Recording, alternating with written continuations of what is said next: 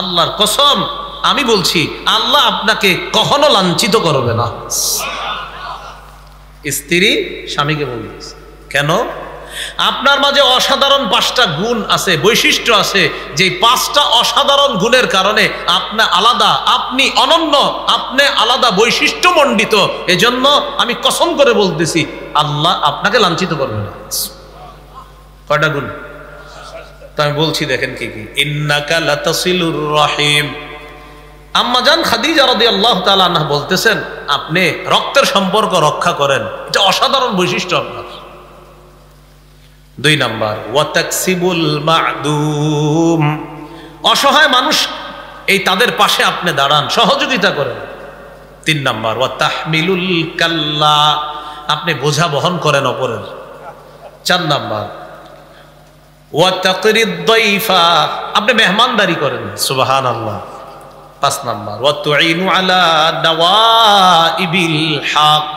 সত্যের পথে অটল থাকতে গিয়ে, অবিচল থাকতে গিয়ে, সত্যের পথে প্রতিষ্ঠিত থাকতে গিয়ে কেউ যদি বাধার সম্মুখীন হয়, কষ্টের সম্মুখীন হয়, তার কষ্টে সবচাইতে সবার আগে আপনি তাকে সহযোগিতার জন্য এগিয়ে আসেন।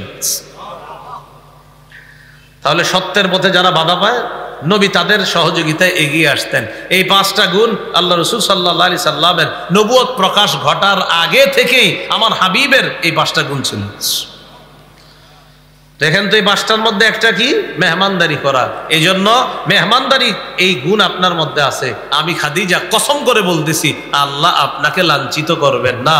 আমাদের শিক্ষা হলো, নবী মেহমানদারি করেছেন, ইব্রাহিম নবী করেছেন, আমাদের নবীও মেহমানদারি করেছেন। বাকি আমাদের নবীর মেহমানদারির সিফাতটা নবুয়ত প্রকাশের পর থেকে। মাশাআল্লাহ। 3 নাম্বার আলোচনা, মেহমানদারি করা সাহাবায়ে কেরামের আদর্শ। এই ব্যাপারে 4টা দৃষ্টান্ত দিই, মন দিয়ে শুনেন। মদিনায় প্রতিষ্ঠিত প্রথম মাদ্রাসার নাম মাদ্রাসাতুস সুফা। রাসূলুল্লাহ সাল্লাল্লাহু আলাইহি সাল্লাম নিজেই প্রতিষ্ঠাতা। এই মাদ্রাসার ছাত্রদেরকে বলা হয় আসহাবুস সুফা। ইবনুল আবিদ দুনিয়া এই কিতাবের 20 নম্বর হাদিস, কানা আসহাবুস সুফাতি ইযা আমসাউ ইনতালাকা আর-রাজুলু বির-রাজুল ওয়ার রাজুলু বির-রাজুলাইন। আসহাবে সুফা বা নবীজির প্রতিষ্ঠিত মাদ্রাসার ছাত্র যারা ছিলেন, তাদেরকে জায়গির হিসাবে, সুবহানাল্লাহ, জায়গির, আমরা জায়গির বলি না, বা লজিং, তাদেরকে ওই লজিং বা জায়গির, মেহমান। তো যারা জায়গির বা লজিং তারা কিন্তু মেহমান। বলেন তারা কি? হ্যাঁ, মেহমান। কেউ একজন সাহাবীকে মেহমান হিসাবে নিয়ে যেতেন, ওর রাজুলু বির-রাজুলাইন, কেউ 2 জন সাহাবীকে মেহমান হিসাবে নিয়ে যাইতেন রাতের বেলা খাবার খাওয়ানোর জন্য। এবার কি বলে দেখেন, ওয়া আম্মা সাদ ইবনে উবাদা ফাকানা ইয়ানতালিকু বিসামানিনা কুল্লা লাইলা। নবীজির সাহাবী সাদ ইবনে উবাদা প্রতি রাতে 1 জন 2 জন না 80 জন সাহাবীর মেহমানদারি করতেন। মাসে কয়জন? 80 জন সাহাবীর মেহমানদারি করতেন সাদ ইবনে উবাদা। ইবনে আবিদ দুনিয়ার 49 নম্বর হাদিসের মধ্যে আসছে, আব্দুল্লাহ ইবনে ওমর রাদিয়াল্লাহু তাআলা আনহুমা বলেন, আহাব্বুত তাআমি ইলাল্লাহ মা কাসুরাত আলাইহিল আইদি। যেই খাবারে সবচেয়ে বেশি হাত পড়ে, মানে যেই খাবারে সবচেয়ে বেশি মেহমান হয়, ওই খাবারটা আল্লাহর কাছে সর্বাধিক পছন্দনীয় খাবার হয়। 2টি দৃষ্টান্ত আমরা পেলাম। এবার 3 নাম্বার দৃষ্টান্তটা খুব মন দেন। বলেন সূরা হাশর, বলেন 9 নম্বর আয়াত। এই আয়াতের ব্যাখ্যায় মুফাসসিরিনে কেরাম একটি হাদিস এনেছেন। এই হাদিসটি বুখারীতে আছে। কোথায় আছে? তা আমিও হাদিস বলতেছি, আপনারা গল্পের মতো মুখস্থ রাখার চেষ্টা করবেন। তাহলে সূরার নাম সূরা হাশর, 9 নম্বর আয়াত। এই আয়াতের তাফসীরে মুফাসসিরিনে কেরাম হাদিসটা আনছে, আর ইমাম বুখারী তো বুখারীতে আনছে। বুখারীর হাদিস নাম্বার 3798 নম্বর হাদিস। হাদিসটি আমরা মন দিয়ে শুনি। এক সাহাবী রাসূল সাল্লাল্লাহু আলাইহি সাল্লামের কাছে আসছে, এক ব্যক্তি মেহমান হিসেবে আসছে। ফাবাআতা ইলা নিসাইহি, মেহমানের মেহমানদারি করার জন্য রাসূলুল্লাহ সাল্লাল্লাহু আলাইহি ওয়াসাল্লাম স্ত্রীদের কাছে লোক পাঠাইছে খবর নেওয়ার জন্য, ঘরে কোনো খাদ্য আছে, মেহমান আসছে আমার দরবারে, তাকে মেহমানদারি করতে হবে। সমস্ত বিবিরা জবাব দিলেন, ফাকুলনা মা মা'না ইল্লাল মা।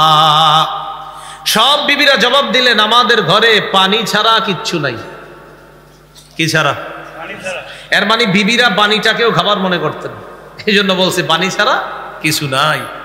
আর আম্মাজান আয়েশা সিদ্দিকা রাদিয়াল্লাহু তাআলা আনহা বলছেন, আকাশে 3টা চাঁদ দেখতাম কিন্তু নবীর ঘরের কোনো চুলায় আগুন ধরে নাই, অথচ আকাশে 3টা চাঁদ দেখে ফেলতাম। মানে এই 1 মাসের চাঁদ, আরেক মাসের চাঁদ, আরেক মাসের চাঁদ দেখতাম, কিন্তু কোন চুলায় বলে না এক চুলায়, বলছে ফি আবিয়াতি রাসূলিল্লাহ। বাইতিন বলে নাই, বাইতুনের বহুবচন আবিয়াত, মানে নবীদের একাধিক বিবির একাধিক ঘর, কোন ঘরে আগুন জ্বলে নাই চুলায়। তো স্ত্রীরা সংবাদ পাঠাইল, কুলনা মা মা'না ইল্লাল মা, আমাদের ঘরে পানি ছাড়া আর কিচ্ছু নেই। রাসূলুল্লাহ সাল্লাল্লাহু আলাইহি সাল্লাম ঘোষণা করলেন, মাইয়াজুম্মু আও মাইয়ুদিফু হাযা। সাহাবীদের সামনে ঘোষণা করলেন, আচ্ছা তোমাদের মধ্যে কেউ আছো আমার এই মেহমানকে মেহমানদারি করবা? ফাকামা রাজুলুম মিনাল আনসার, এক আনসারী সাহাবী দাঁড়িয়ে গেলেন। ফাকালা আনা, তিনি বললেন, হুজুর আমি আপনার মেহমানকে মেহমানদারি করব, আমি তাকে বাসায় নিয়ে যাই। তাহলে কিছু শিখি, বলেন মেহমানটা কার? নবীজি সাল্লাল্লাহু আলাইহি সাল্লাম। দায়িত্ব নিলেন এক আনসারী সাহাবী, মুহাদ্দিসিনে কেরাম তার নাম লেখছে তালহা রাদিয়াল্লাহু তাআলা। বাড়িতে নিয়ে গেছে, ফান্তালাকা বিহি ইলা ইমরাআহ, স্ত্রীর কাছে নিয়ে গেলেন। স্ত্রীকে গিয়ে বললেন, শোনো মেহমান নিয়ে আসছে, আকরিমি দাইফা রাসূলিল্লাহি সাল্লাল্লাহু আলাইহি ওয়াসাল্লাম, আল্লাহ রাসূলের মেহমানকে সম্মান করো, যথাযথ খাতির করো। স্ত্রী যে জবাব দিলেন, আহা, স্ত্রী বললেন, মা ইনদানা ইল্লা কুতু সিবয়ানিনা, আমাদের বাচ্চাদের খাবার ছাড়া আর কোনো খাবার নাই। আপনার খাবার ঘরে নাই, আমি খাবার খাওয়ার মতো খাবার ঘরে নাই। আমি বাচ্চাদের জন্য একটু খাবার সংগ্রহ করেছিলাম, এই খাবারটাই আছে, না আপনার আছে না আমার আছে, বাচ্চাদের একটু খাবার আছে, এছাড়া ঘরে কোনো খাবার নেই। মেহমান কার? ঘরের হালাতি। স্বামী স্ত্রীকে বললেন, চুপচাপ, আল্লাহ রসুলের মেহমান, আমি যা কই মন দিয়ে শুনি। হাইয়ি তাআমাক, বাচ্চাদের খাবারটাই তুমি প্রস্তুত করো, এটাই মেহমানদের দিন।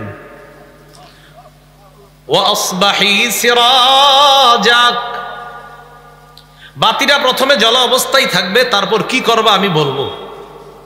ওয়া নাওয়িমি সিবিয়ানাকি ইদা আরাদু আশা, বাচ্চারা রাতের খাবার চাইলে তাদেরকে বুঝ দিয়ে ঘুম পাড়ায় দিও। ফাহাইয়া আত-তাআমাহা, স্ত্রী খাবার প্রস্তুত করলেন। ওয়া নাওয়ামাত সিবিয়ানাহা, বাচ্চাদেরকে ঘুম পাড়ায় দিস। বাচ্চারা না খা, পেটে কিচ্ছু নাই, ক্ষুধার্ত বাচ্চাগুলারে ঘুম পাড়ায় দিস। এবার লাইটের কাছে গেছে স্ত্রী। সুম্মা কামাত কান্নাহা তুসলিহু সিরাজাহা ফাআতফাআতহু, লাইট ঠিক করার বাহানায় লাইটটা নিভাইয়া দিস। বাতি ঠিক করার বাহানায় বাতিটা নিভাইয়া দিছে।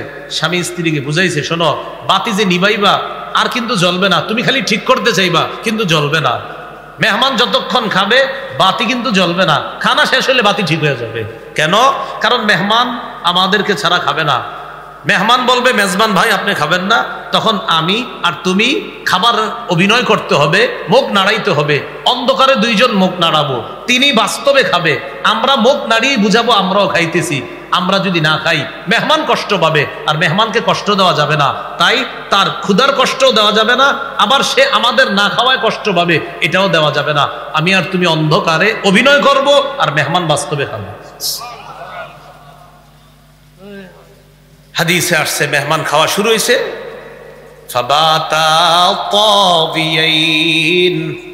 স্বামী স্ত্রী দুইজন ক্ষুধার্ত অবস্থায় রাত কাটিয়েছে, সন্তানগুলা বাচ্চাগুলাও ক্ষুধার্ত অবস্থায় রাত কাটিয়েছে। সকাল হয়েছে, রাসূলুল্লাহ সাল্লাল্লাহু আলাইহি সাল্লামের কাছে গেলেন সাহাবী।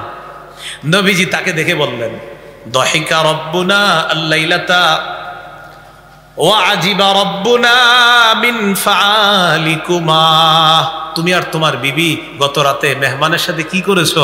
তোমাদের মেহমানদারিতে আল্লাহ খুশি হয়ে হাসি দিয়ে কোরআনের আয়াত নাজিল করছে।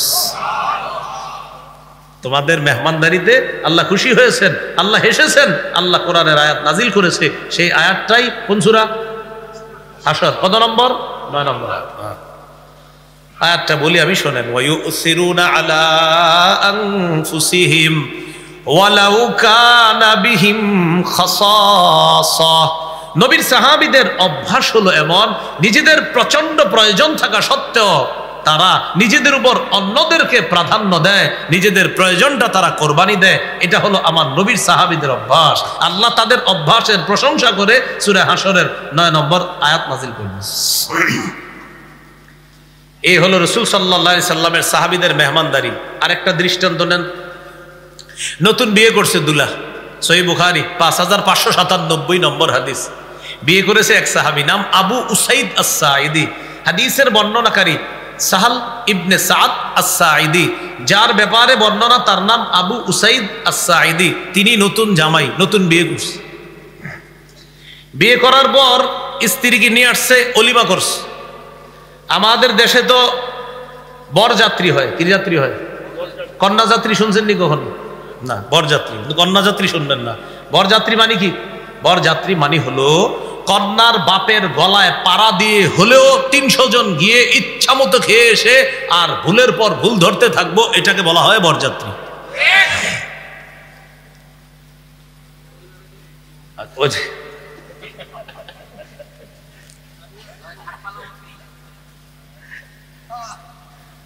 তো বরযাত্রী শোনা যায়, কিন্তু কি শোনা যায় না? কন্যাযাত্রী শোনা যায়। উচিত ছিল কন্যাযাত্রী হওয়া, হয়ে গেছে বরযাত্রী। অলিমায় কি যাত্রী হইতো? কন্যাযাত্রী। অলিমা হইলে হইতো কন্যাযাত্রী, হইতেছে তো উল্টাটা, এই জন্য হয় বরযাত্রী। সাহাবী বিয়ে করছে, অলিমার অনুষ্ঠান করছে, অলিমায় দাওয়াত দিছে সাহাবীদেরকে, প্রধান অতিথি হিসাবে দাওয়াত দিছে মুহাম্মদুর রাসূলুল্লাহ সাল্লাল্লাহু আলাইহি সাল্লামকে।